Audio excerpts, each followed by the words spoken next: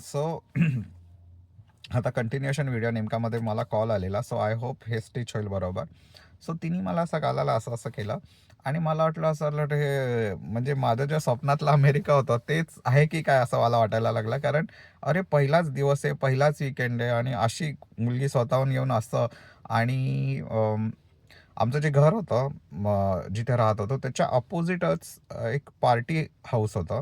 Party house म्हणजे तिथे I think ते वीडचा डिस्ट्रीब्युटर होता तिकडे राहायचा. कारण तिथं लिहिलं होतं त्यांनी लिहिलेलं गुड शिट म्हणजे गुड स्टफ त्यांच्याकडे मिळणार. आणि सो ते तर एकदम असे हिप्पीज होते आणि खूप दिवस राहिलेले आणि असे म्हणजे तुम्ही गोव्यामध्ये जे राहतात ना हिप्पीज खूप दिवस झाले तसा same setup opposite of our house imagine करा. तर मला असं वाटलेलं हे समोरच राहतात म्हणजे आणि सुरुवातच अमेरिकेच्या लाईफची अशी की तुमच्या अपोजिटच जो राहतोय तो असा एकदम असा हिप्पी आणि गोव्यातले हिप्पी जसे ते समोर म्हणजे स्वप्नातलं जे अमेरिका आहे त्याच्याही 5 स्टेप पुढचा अमेरिका मला अनुभवायला आलेलं. पण उरलेली माझी अमेरिकेतली लाईफ जी होती ना ती ह्याचा काय म्हणतात डिसअपॉइंटमेंटच्या पुढे every week was more disappointing than the previous week ह्या बाबतीत असं बघायला गेलं तर. But this was like the amazing first week I had and amazing first experience. आता हा एक अनुभव झाला. असाच एक सेम गुगलमध्ये झालेला छोटा अनुभव, मायक्रो अनुभव मी सांगतो. आणि हे मायक्रो अनुभव असल्यामुळे मी 2 एकत्र हे केलेत. तर पहिलाच दिवस होता माझा गुगलमधला आणि तर मी ॲक्चुअली रेस्टरूमला गेलो म्हणजे बाथरूमला इथे टॉयलेटला इथे रेस्टरूम म्हणतात. मी मुलांच्या टॉयलेटमध्ये गेलो. आत बघतोय तर आत एक मुलगी आली होती. मुलगी होती आत. मला आणि मला असं वाटलं अरे मुलांच्या रेस्टरूममध्ये मुलगी पण आता हे काय गुगल म्हणजे गुगलमध्ये पण काय एक्सपेक्ट करायचं मला माहिती नव्हतं. मोठ्यांचं सगळं मोठं असं मला वाटलं. आणि मला वाटलं इथे असतील बाबा रेस्टरूम बिस्टरूम सगळे कोण पण कुठेही म्हणजे ॲक्च्युली कंबाईंड रेस्टरूम्स आहेत असं असं वाटलं मला त्या मोमेंटला. त्याच्यानंतर ती मुलगी थोडी कन्फ्यूज झाली आणि ती बाहेर गेली. आणि मग तिला कळालं की ती तुझी चूक होती तिची. ती चुकून आलेली मेन्स रेस्टरूममध्ये. सो हा दुसरा एक अनुभव असा की पहिल्या दिवशी सगळं म्हणजे काय म्हणतात त्याला तुमचे जे मेंटल इमेज असते ती सगळी बदलून टाकणारी. पण असं काय नव्हतं म्हणजे सगळं जसं तुम्ही एक्सपेक्ट करता 4 कंपनीजमध्ये तसंच गुगल पण होती. सो ती पण काइंड ऑफ डिसअपॉइंटिंगच होती त्याच्यानंतर every week after that in this respect. So हे 2 मला अनुभव शेअर करायचे होते असेच मजा म्हणून. सो आता ते झालं की आता मला आता मी पुढच्या डिस्कशनकडे येणार आहे. ते डिस्कशन ट्रिगर्ड होतं बिल बरचा व्हिडिओबद्दल डिस्कशन झालेला लास्ट टाईम की बिल बरनी कमेंट केलेली Elon मस्कच्या व्हिडिओवर.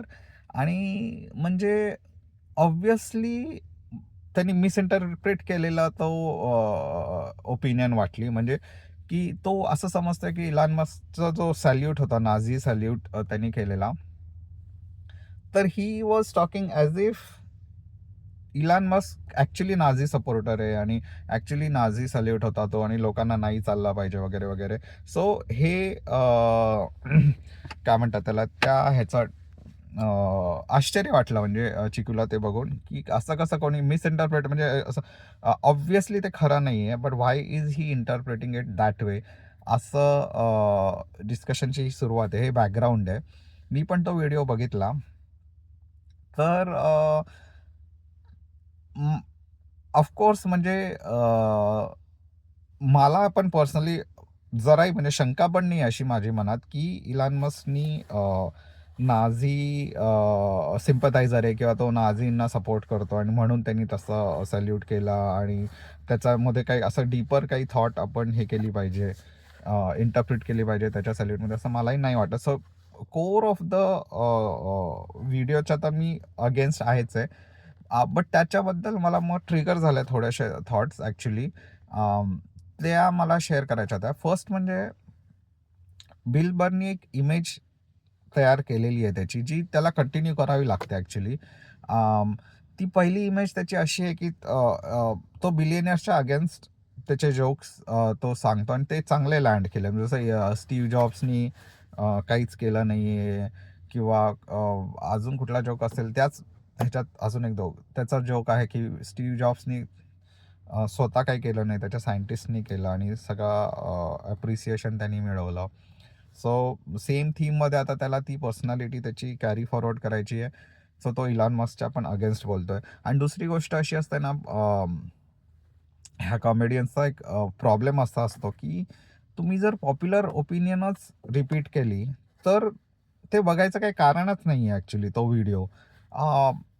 So unless you have something dramatic to say or against the popular belief, तो व्हिडिओला काही अर्थच नाही. तो व्हिडिओ का बनला पाहिजे आणि तो व्हिडिओ का बघितला पाहिजे असं सिच्युएशन होऊन जाते. आणि हे म्हणजे मी रिलेट केलं ॲक्च्युली. कारण मी पण व्हिडिओज बनवायला लागलो आहे. एक महिना झाला असेल, जे काय 1-2 महिने झाले असतील. आणि त्याच्यामध्ये मला काही काही गोष्टी जाणवल्या ॲक्च्युली आणि त्या पण मला असं वाटलं मी शेअर करेल. पहिली गोष्ट अशी की असं म्हणतात की रायटिंग इज थिंकिंग. म्हणजे रायटिंग असं वाटतं आपल्याला की आपण विचार करून झालं की आपण राईट करतो, राईट. आणि writing is just a tool of putting your thoughts on the paper. But असं नाही आहे. म्हणजे जाणकार असं म्हणतात की रायटिंग इज थिंकिंग. आणि हे मला पटलं ॲक्च्युली.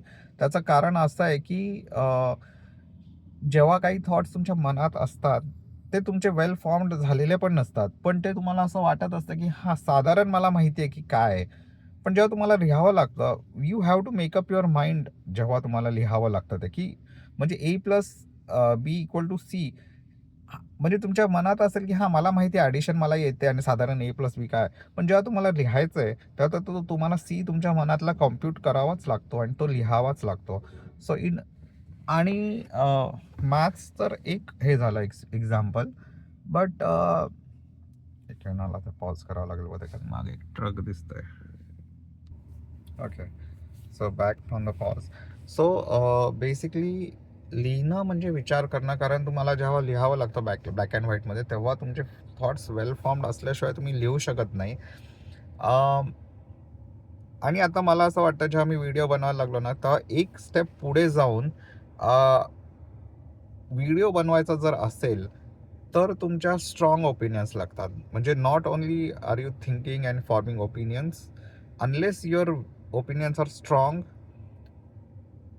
तो व्हिडिओ बनवण्यात काय अर्थ नसतो किंवा त्याला व्हॅल्यू नसते.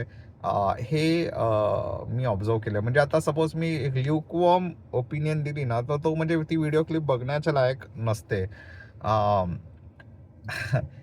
जसं की किंवा असते पण. असं जर मी बोललो ह्या वाक्याच्या एंडला, तर ते मागचं वाक्य का बोललं गेलं ह्याला काही अर्थच नाही आहे. सो एक मी शिकलो आहे ॲक्च्युली व्हिडिओ बनवताना की ल्यूकवॉर्म नसतात ठेवायच्या ओपिनियन्स, किंवा ल्यूकवॉर्म ओपिनियन्स असतील तुमच्या तर ती जी ओपिनियन आहे त्या व्हिडिओचा पार्ट बनवायची काही गरज नाही आहे. सो हे मी आता रिलेट करेल बिल बरच्या पण त्या ह्याच्याशी की he has to form a opinion. आणि भलेही मग आणि मग त्याला तो अँगल आहे की ही इज अगेन्स्ट बिलियनर्स आणि काय म्हणतात त्याला पॉलिटिशियन. आणि आता जरा ट्रम्प सपोर्ट वाढलाय, तर त्यांनी सपोर्टच्या साईडनी बोललं तर एवढं काय मजा नाही आहेत ॲक्च्युली. कारण अगेन्स्ट सरकारच्या अगेन्स्ट बोलणं किंवा पॉप्युलर बिलीफच्या अगेन्स्ट बोलणं म्हणजे it makes that video watchable आणि इंटरेस्टिंग. सो असे खूप अँगल्स येतात त्याच्या एका पॉडकास्टच्या व्हिडिओमध्ये. तर ते सगळे अँगल्स पण आलेले आहेत असं मला वाटतं त्या नाझी ह्याच्यामध्ये व्हिडिओमध्ये. आणि अजून एक गोष्ट मी ऑब्झर्व केली ना, 1-2 गोष्टी की व्हॅल्यू असते. म्हणजे आता तुम्ही बोलताय आणि ओपिनियन्स फॉर्म करताय, त्याला व्हॅल्यू असते. म्हणजे जसं स्टेज टाईमला जशी व्हॅल्यू आहे ना, म्हणजे तुम्ही स्टेजवर जायच्या आधी 100 वेळा तुम्ही रिहर्सल करा. कारण तुम्हाला स्टेजवरचा जो टाईम असतो तो व्हॅल्युएबल असतो. तो परत मिळणारी नसते ती वेळ. तसंच काहीतरी असतं व्हिडिओ बनवताना. कारण आता तुम्ही काय परत व्हिडिओ एडिट करणार नाही आहे, किंवा मग बोलता जे ओपिनियन तुम्ही शेअर करता त्याची व्हॅल्यू एक वेगळी असते, other than like separate opinions बनवून एक कोलाज ऑफ व्हिडिओज बनवणं. त्याला एवढी व्हॅल्यू नाही जेवढी नॅचरली बोलताना ते ओपिनियन येणार आहे. त्यामुळं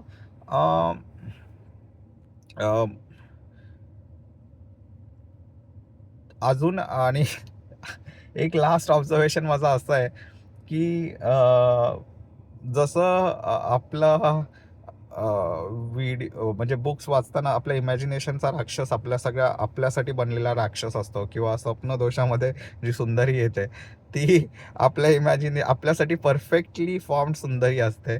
तसंच मला असं वाटतं की जेव्हा फिलॉसॉफिकल डिस्कशन्स किंवा ओपिनियनच्या डिस्कशनवर तुम्ही स्वतः एक व्हिडिओ बनवता, तर ती जी ओपिनियन असते ना, ती तुमच्या माइंडसाठी एकदम परफेक्टली टेलर्ड ओपिनियन असते, कारण ती ऑब्व्हियसली ती तुमची ओपिनियन असते, कारण ते पटलेलेच असतात ते विचार तुम्हाला, आणि ते तुम्ही त्या व्हिडिओमध्ये टाकता, त्यामुळे ऐकता.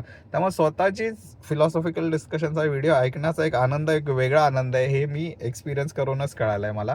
कारण तुम्ही जेव्हा तो ऐकता, एक ॲडिक्शन येते, कारण ते तुम्हाला पटलेलेच थॉट्स असतात, पण ते तुम्ही परत परत ऐकून ते अजून तुमचे सॉलिडिफाय होतात आणि ते एकदम तुमच्या इमॅजिनेशनचं परफेक्ट फिलॉसॉफी असते ती.